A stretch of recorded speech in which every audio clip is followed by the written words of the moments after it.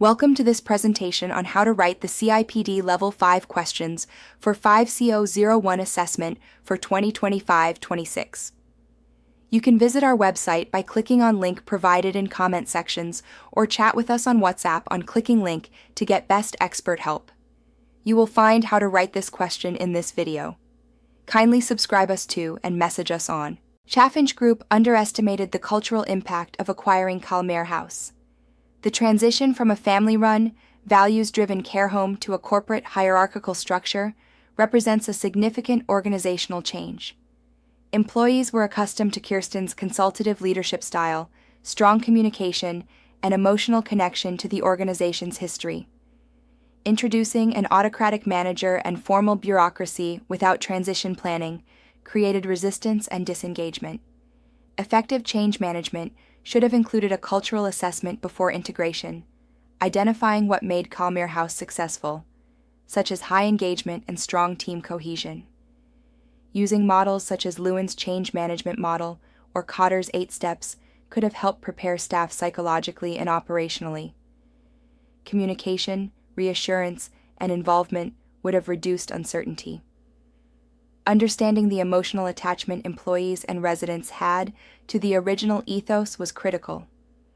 A structured change strategy would have protected performance, reduced turnover, and maintained service quality during the acquisition. One of the main failures in the transition was poor communication and limited employee involvement. Employees were informed of the sale, but not meaningfully involved in shaping the future direction. Research consistently shows that engagement increases when employees feel heard and valued. Chaffinch Group should have implemented structured consultation sessions, town hall meetings, and Q&A forums to address concerns. Establishing employee focus groups could have helped preserve valuable cultural elements while introducing corporate systems. Leaders, including Kath and senior managers, should have demonstrated visible leadership by being present on site and listening actively. Transparent communication about why structural changes were necessary and how they would benefit residents and staff would have reduced uncertainty. Regular updates about progress, performance targets, and refurbishment plans would have maintained trust. Effective two-way communication builds psychological safety and reduces resistance, helping employees feel part of the change rather than victims of it. Cultural integration is critical in mergers and acquisitions. Calmere House had strong engagement, high retention, and personalized resident care.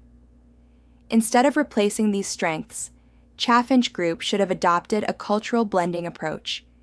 Conducting culture audits and employee surveys would have identified core values worth preserving. For example, involving staff in recruitment and maintaining personalized room decor could have continued within corporate guidelines.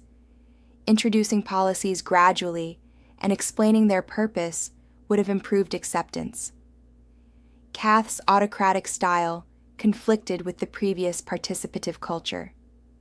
Providing leadership development focused on emotional intelligence, coaching, and change leadership would have enabled a more adaptive approach. Research shows that employee engagement links directly to service quality and retention, particularly in care environments.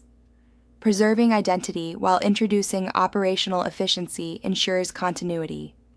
By respecting heritage and aligning it with corporate standards, Chaffinch Group could have strengthened rather than weakened organizational performance. The increase in turnover and sickness absence suggests operational instability. Chaffinch Group should have implemented proactive workforce planning to maintain staffing continuity. Heavy reliance on agency workers can reduce consistency of care and team cohesion. Introducing structured recruitment processes aligned to organizational values would ensure cultural fit as well as technical competence.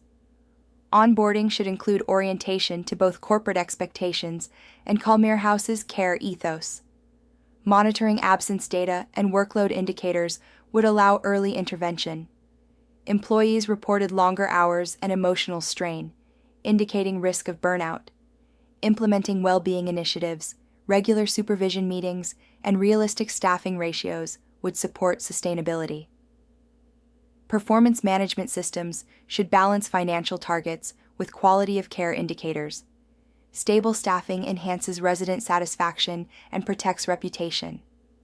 By integrating HR analytics and workforce planning tools, Chaffinch Group could stabilize operations and reduce the negative impact of rapid structural change. Chaffinch Group's goal of filling 100% occupancy within 6 months may have been unrealistic without stabilizing workforce morale and resident satisfaction first.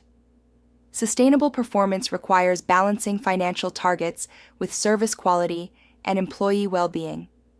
A phased integration strategy with realistic milestones would have reduced pressure and improved execution. Using key performance indicators such as employee engagement scores, turnover rates, absence levels, and resident satisfaction surveys would provide data-driven insights. Continuous evaluation allows adjustments to strategy. Leadership must demonstrate commitment to both commercial success and compassionate care values. Long-term integration planning should focus on building trust, strengthening brand reputation, and restoring the waiting list. By applying strategic HRM principles and structured change frameworks, Chaffinch Group could transform disruption into opportunity. Effective change management is not only about systems and structure, but about people, culture, and shared purpose.